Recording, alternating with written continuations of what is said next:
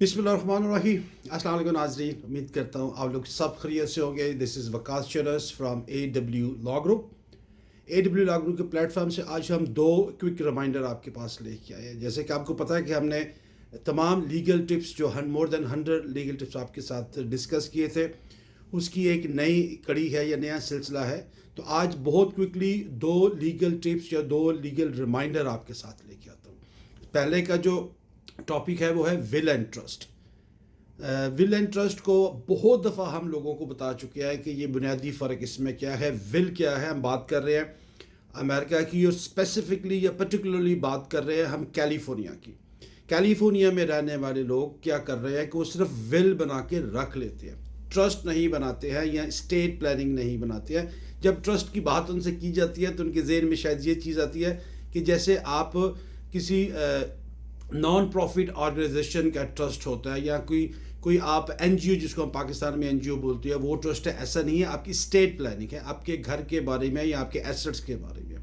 तो नाज़रीन, अगर सिर्फ आपके पास विल होगी और at the time of execution, will को कब एग्जीक्यूट किया जाता है, जो भी विल का क्रिएटर होता है जब वो इस दुनिया से चला जाता है तो तब आप विल एग्जीक्यूट करते हैं। और वो विल एग्जीक्यूट होती है कोर्ट के, जिसको हम प्रोबेट कोर्ट कहते हैं, विच इज़ वेरी एक्सपेंसिव।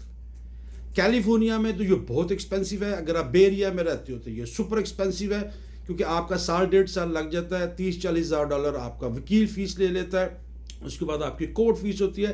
तो ये कम और पेश $1.5 लाख आपको लगता है अपनी विल को एग्जीक्यूट करवाने के लिए कोर्ट के अंदर। लेकिन अगर विल के साथ नाजरीन आप स्टेट प्लानिंग या ट्रस्ट बना लेते हैं तो उसके लिए आपको कोर्ट में जाने की ज़रूरत नहीं होती, किसी प्रोबेट में जाके उसको एग्जीक्यूट करवाने की ज़रूरत नहीं होती। ये ऑटोमेटिकली एग्जीक्यूट हो जाती है आपकी दुनिया से एग्जिट होने के बाद, और इसकी कॉस्ट भी बहुत कम होती है।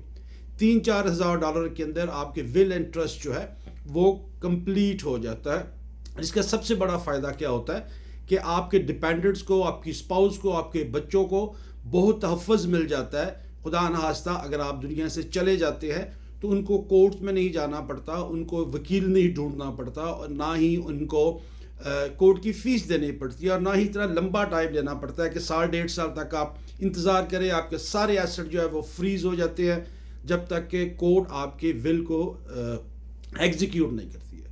ऑन द अदर हैंड, अगर आपके पास स्टेट प्लानिंग या ट्रस्ट है तो वो ऑटोमेटिकली वो एग्जीक्यूट हो जाता है। तो इस हवाले से स्पेशली कैलिफोर्निया के जो रेजिडेंट हैं उनके हवाले से मैं ये कह सकता हूँ कि A W law group California के अंदर आपको ये सर्विसेज प्रोवाइड कर सकती है। जो कैलिफोर्निया से बाहर रहने वाले हमारे कम्युनिटी मेंबर हैं उनको अपने नज़दीकी लॉयर से ज़रूर बात करनी चाहिए। और अगर आज की डेट में भी आपने ट्रस्ट क्रिएट नहीं किया अपनी प्रॉपर्टी का तो वो ज़रूर करें। ये फ्यूचर में जब खुदा न खास्ता आपको ज़रूरत पड़ेगी इन चीज़ों की तो आप मुझे दुआएँ देंगे कि यार बहुत टाइम पे इस बंदे ने एक वीडियो बनाई थी और उसके बाद बहुत टाइम बाद रिमाइंडर भी दिया था। कैलिफोर्निया वाले जो कैलिफोर्निया में रहने वाले हैं, अगर आपने अभी तक अपनी स्टेट प्लानिंग नहीं किया है, कॉल अस टुडे और योर नियरेस्ट अटर्नी, जिस पे भी आप ट्रस्ट कर सकते हो, क्योंकि आपने ट्रस्ट बनाना है तो आपको अटर्नी पे भी ट्रस्ट होना चाहिए। अगर सिर्फ विल है आपकी, ट्रस्ट में यकीन कीजिएगा कि वो आपके अपने अपने जो आपके डिपेंडेंट हैं उनके लिए अब बहुत बड़ा एक मेंटल टॉर्चर छोड़ के जाओगे दुनिया से, क्योंकि विल को एग्जीक्यूट करना this is not an easy job. आपका बड़ा पैसा लगता है, आपको बड़ी ख्वारी होती है और टाइम बहुत ज़्यादा लग जाता है। तो इस हवाले से अगर आपको क्वेश्चन है, feel free to call us 5109368211। Second reminder है उन लोगों के लिए जो बहुत तितर तेजियाँ दिखाते हैं। तितर तेजियाँ ये कहता हूँ कि अगर आपकी एक पिटिशन जो है, ये यूएस इमिग्रेशन के हवाले से है, अगर आपकी एक पिटिशन जो है वो पेंडिंग है, वो अभी अप्रूवल पे नहीं आई है, तो आप दूसरी पिटिशन जब फाइल करते हैं तो पहली पिटिशन को आप विड्रॉ कर लेते हैं। इसका मतलब ये नहीं है कि अगर आपने दूसरी पिटिशन फाइल किया तो automatically there is a guarantee कि वो आपकी अप्रूव हो जाएगी। फॉर एग्जांपल, मिसाल के तौर पे आपने असाइलम फाइल किया हुआ और असाइलम के दौरान ही अगर आपका असाइलम केस अभी पेंडिंग है तो आप यहाँ पे यूएस सिटीज़न के साथ अगर शादी करते हैं तो जैसे ही आप मैरिज पिटिशन जो है फाइल करते हैं तो फ़ौरन अपनी असाइलम पिटिशन जो है विड्रॉ करते हैं। ये कोई सही जो है वो तरीका नहीं है और ना ही ये कोई एक सेफ वे है।